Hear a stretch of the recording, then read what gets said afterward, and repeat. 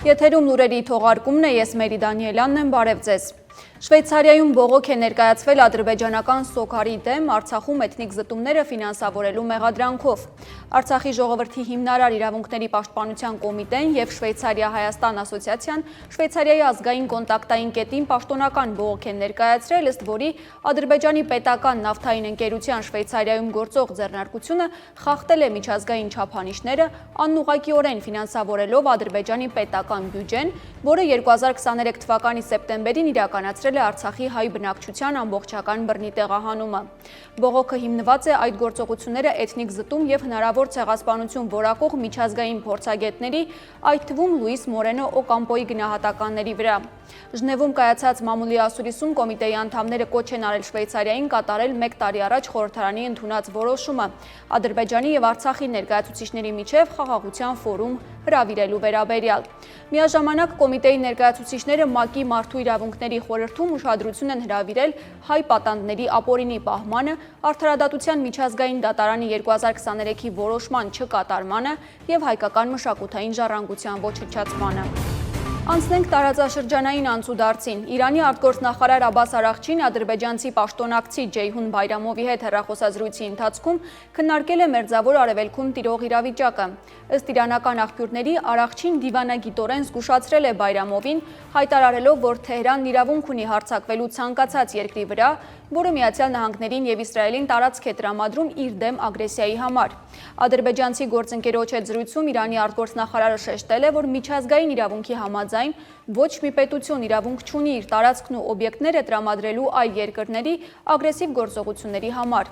Իդեպ ադրբեջանական ԶԼՄ-ները գրում են, որ այս ֆոնին Իլհամ Ալիևի հանձնարարությամբ հերթական հումանիտար օգնությունն է ուղարկվել Իրան։ Նշվում է, որ 82 տոննա ընդհանուր քաշով հումանիտար օգնությունը ներառում է սննդամթերք, դեղամիջոցներ եւ բժշկական պարագաներ։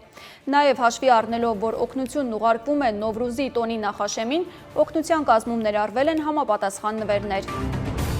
Իրանը պաշտոնապես հաստատեց Գերագույն ազգային անվտանգության խորհրդի քարտուղար Ալի Լարիջանիի զոհվելու լուրը։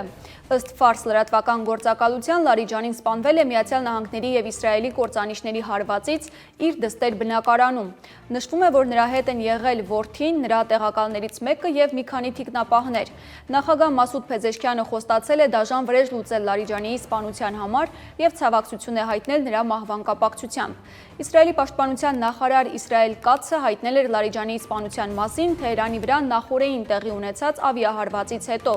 Լարիջանին պատասխանատու էր ազգային անվտանգության հիմնական հարցերի, այդ թվում Իրանի միջուկային ծրագրի շուրջ բանակցությունների համար։ Վերադառնանք Հայաստան։ Հրապարակ օրաթերթի գլխավոր խմբագիր Արմինե Օհանյանին հրավիրել են քննչական կոմիտե։ Հրապարակի տվյալներով նրան հարցաքննելու առիթը 2024-ի դեկտեմբերին գրված մի խմբագրական է, որն ըստ քննչական կոմիտեի պարունակում է բռնի իշխանափոխության հրապարակային կոչեր։ Նշվում է, որ հենց այդ հոդվածով է մեղադրանք առաջադրվել Սամվել Կարապետյանին եւ Միքայել Աջապահյանին։ Ըստ տեղեկությունների առայժմ Օհանյանին հրավիրել են որպես վկա հարցաքննության, նա նաև ստորագրել է նախաքննական գաղտնիք չբացահայտելու գրության տակ։ Կյանքի 94-րդ տարում մահացել է Վրաստանի կաթողիկոս պատրիարք Իլիա II-ը,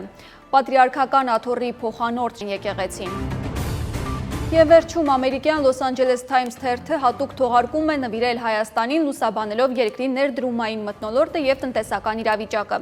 Հոդվածում նշվում է, որ երկրի զբոսաշրջության ոլորտի ամենամեծ նախագծերից մեկը Մայլեր լեռնային հանգստավայրն է, որի արժեքը կազմում է մոտ 1.3 միլիարդ դոլար։ Հանգստավայրը հայտնի է 21 կիլոմետրանոց լեռնադահուկային լանջերով, սակայն ապագայում դրանց երկարությունը նախատեսվում է հասցնել ավելի քան 100 կիլոմետրի։ Հրապարակման մեջ նաև նշվում է, որ ձմեռային սպորտաձևերից բացի ապագայում հասանելի կլինեն զիփլայններ, լեռնային եւ հեծանվային արահետներ եւ այլն։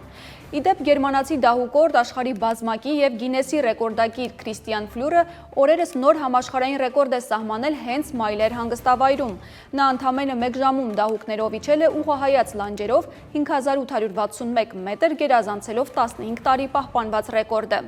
Մարզիկի խոսքերով իր առաքելությունը ոչ միայն ռեկորդ սահմանելն է, այլև հայկական լեռնադահուկային լանջերը հանրաճանաչ դարձնելը։ Նա կարծում է, որ երկիրը մեծ ներուժ ունի ձմեռային զբոսաշրջությունը զարգացնելու համար։ Այսքան այժմին կհանդիպենք մեր հաջորդ թողարկմանը։